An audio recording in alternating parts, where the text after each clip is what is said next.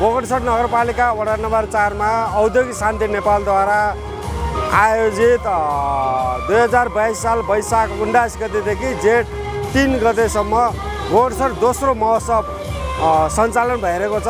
आज 6औं दिनसम्म पनि हामी यो महोत्सवमा चाहिँ हामी सबै लागिरहेर हाम्रो यो जेठको 3 गतेसम्म हाम्रो सम्पन्न हुने र यो महोत्सवलाई चाहिँ भव्य सभ्य रूपमा चाहिँ हामी यसमा सम्पन्न गर्छौँ।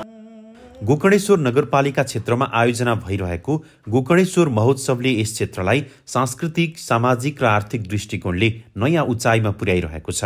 जेठ 3 गतेसम्म सञ्चालन हुने यो महोत्सवले हरेक दिन हजारौं दर्शकको सहभागिता सुनिश्चित गरिरहेको छ। स्थानीय तथा राष्ट्रिय कलाकारहरूको प्रस्तुतिले महोत्सवलाई थप रङ्गीन बनाइरहेको छ।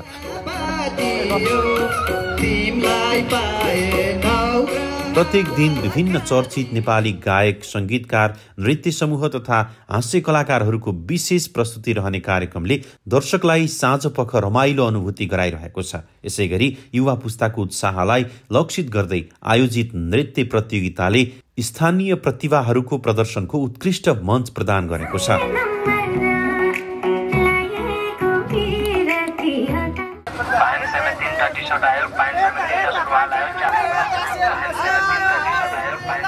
महोत्सवको अर्को विशेष आकर्षण बनेको छ 100वटा भन्दा बढी स्टलहरू, जहाँ लत्ता कपडा, जुत्ता, इलेक्ट्रोनिक्स, घरेलु सामग्री, सिरेमिक्सदेखि नेपाली परिकारसम्म सजिलै उपलब्ध छन्। यहाँको स्थानीय उत्पादन छ स्थानीयलाई बजारीकरण भइरहेको छ। जस्तै विभिन्न 100वटा भन्दा बढी स्टलहरू छन्।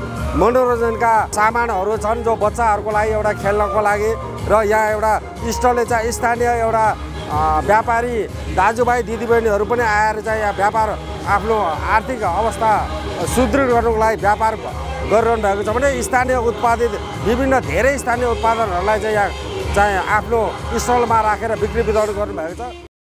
यसले उपभोक्तालाई स्थानीय बजारमै विविध सामानहरू एकै थलोमा पाउने अवसर प्रदान गरेको छ। पुरानो सामानहरू भयो मेला भन्ने कस्तो पनि अलिक सस्तो सामान खोज्ने रहेछ।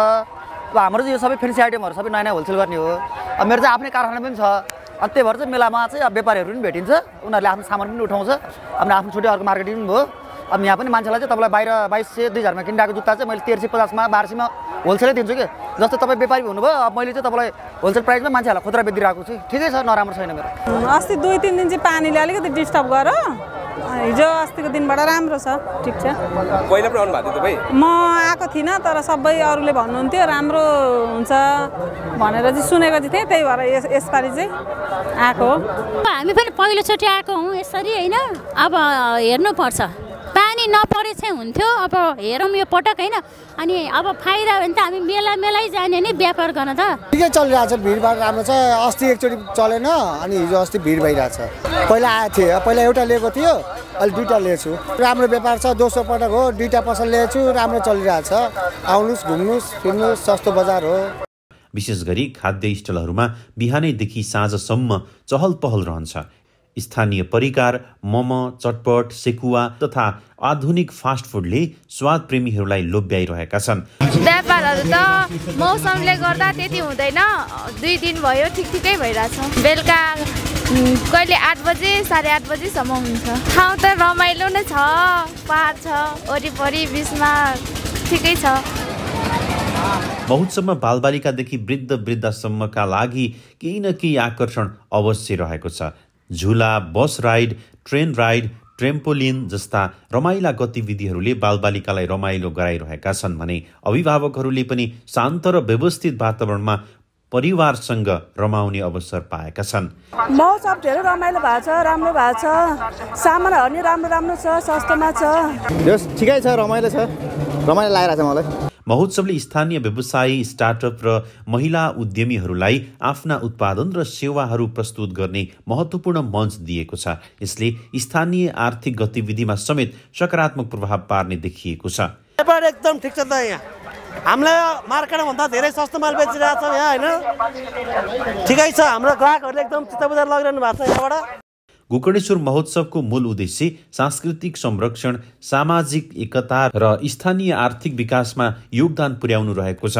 2081 सालमा चाहिँ हाम्रो यो गोकर्णेश्वर महोत्सव भव्य रूपमा चाहिँ हाम्रो सम्पन्न भयो। अहिले पनि यो महोत्सवलाई चाहिँ हामी एकदम भव्य र सभ्य रूपमा चाहिँ अगाडि बढाउँदै लान्छौँ। आगामी वर्षमा पनि हामी यसरी नै कलाकारहरूलाई अगाडि बढाउँदै हामी गोकर्णेश्वरलाई चिनाउने र परिचय गराउँदै भन्ने हामी चाहिँ यसमा चाहिँ धेरै पहल गरेर हामी लागिरहेछौँ। सुरक्षा व्यवस्थाको दृष्टिकोणले पनि महोत्सव अत्यन्त व्यवस्थित देखिन्छ।